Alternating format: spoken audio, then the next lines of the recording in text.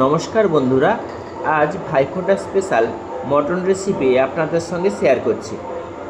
Mutton recipe বানানোর জন্য প্রথমে আমি 2 কিলো মতো মটন নিয়েছি, তাতে নুন ভালো করে মাখিয়ে নিয়েছি। এতে একটা প্রেসার কুকার নিয়ে আদা বাটা, রসুন বাটা, মাটন এবং কিছু গরম মশলা, লবঙ্গ, দারুচিনি, এলাচ, সর্ষের তেল, নুন, হলুদ, কাশ্মীরি লঙ্কার গুঁড়ো দিয়ে ভালো করে মাখিয়ে নিয়েছি। চামচের সাহায্যে প্রেসার কুকারের মধ্যে মাখিয়ে নিয়েছি। এবার কিছুটা পরিমাণে জল দেব। জল দিয়ে আরও ভালো করে মাখিয়ে নেব। মাখিয়ে নেওয়ার পরে পরিমাণ মতো জল দিতে হবে। জল দেওয়ার পরে আবারও ভালো করে মাখিয়ে নিয়ে কিছুটা পরিমাণে বেরেস্তা ছড়িয়ে দিয়েছি। দেওয়ার পর প্রেসার কুকারের ঢাকনা চাপা দিয়েছি।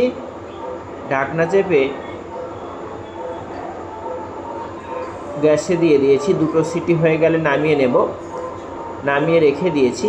এরপর একটা কড়াইতে তেল গরম করে শুকনো লঙ্কা, জিরে, এলাচ, লবঙ্গ, দারুচিনি দেওয়ার পর পেঁয়াজগুলো, কুচানো পেঁয়াজ দিয়ে দিয়েছি।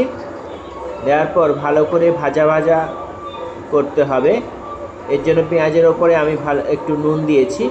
নুন দেওয়ার পর নাড়াচাড়া করে যখন ওটা প্রায় ভাজা ভাজা হয়ে যাবে তখন ওর মধ্যে রসুন বাটা দিয়েছি। দিয়ে আবারও ভালোভাবে নাড়াচাড়া করতে থাকবো। নাড়াচাড়া করার পর ওর মধ্যে আমি টমেটো কুচিয়ে রেখেছিলাম, সেটা দিলাম। দেওয়ার পর টমেটো যখন ভাজা ভাজা হয়ে যাবে ওর মধ্যে আমি কিছুটা পরিমাণে কাঁচা লঙ্কা দিয়ে দেব। কাঁচা লঙ্কা দেওয়ার পর আবারও ভালোভাবে মশলাটা কষতে থাকবো। মশলাটা কষার পরে ওর মধ্যে আমি আদাটা দিয়ে দেব, আদা বাটা দিয়ে ভালোভাবে আবারও কষাবো যাতে মশলাটা ভাজা ভাজা হয়ে যায়। মশলাটা ভাজা ভাজা হয়ে যাওয়ার পরে ওর মধ্যে আমি মটনটা ছেঁকে যে স্টকটা বেরিয়েছিল সেই স্টোটা আমি নিয়ে নেব। স্টোটা নিয়ে রেখে দিয়েছি। এবার এই মশলাটা ভাজা ভাজা হয়ে গেলে ওর মধ্যে নুন, হলুদ গুঁড়ো, লঙ্কা গুঁড়ো কিছুটা পরিমাণে দিয়ে দেব এবং কিছুটা পরিমাণে কাশ্মীরি লঙ্কারও গুঁড়ো দিয়েছি। এরপরে ভালোভাবে নাড়াচাড়া করে নেব। নাড়াচাড়া করে নেওয়ার পরে ওর মধ্যে একটু জিরে গুঁড়ো, একটু ধনে গুঁড়ো দিয়ে দেব। দেওয়ার পর ভালোভাবে কষতে থাকবো। ভালোভাবে কষা হয়ে গেলে কিছুটা পরিমাণে মটন সেদ্ধ করার জলটা দিয়ে দেব। দেওয়ার পর আবার একটু কাশ্মীরি লঙ্কা গুঁড়ো দিয়েছি।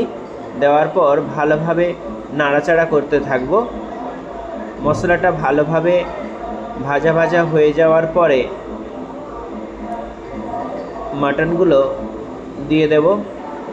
মটনগুলো দেওয়ার পর ভালো করে কড়াইতে কষতে থাকবো। ভালোভাবে কষে নেওয়ার পরে আমি যে আলুগুলো ভেজে রেখেছিলাম সে আলুগুলো ওর মধ্যে দিয়ে দেব। দেওয়ার পরে আবারও ভালো করে কষে নেব। ভালোভাবে কষা হয়ে যাওয়ার পরে ওর মধ্যে কিছুটা পরিমাণে সেদ্ধ করে রাখা মটনের যে জলটা ছিল সেটা আমি কিছুটা পরিমাণে দিতে থাকব। কিছুটা দেওয়ার পরে আমি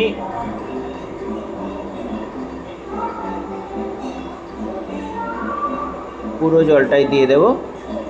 দিয়ে ওই জলেই আমি মটনটা ভালো করে নেড়ে চেড়ে নেব। আর এক্সট্রা কোনো জল দেব না।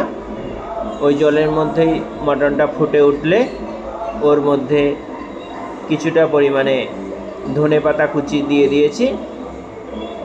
ভালো করে ধনেপাতা কুচি দেওয়ার পরে একটু ভালোভাবে ফুটে ওঠার পর নেড়ে চেড়ে একটা ঢাকনা চাপিয়ে অল্প পরিমাণে আঁচে রেখে দেব। রেখে দেওয়ার পরে আমি ওটা নামিয়ে নেব। আমার মটন রেসিপি রেডি। বাড়িতে অবশ্যই একবার ট্রাই। দেখা হবে নেক্সট ভিডিওতে। টাটা।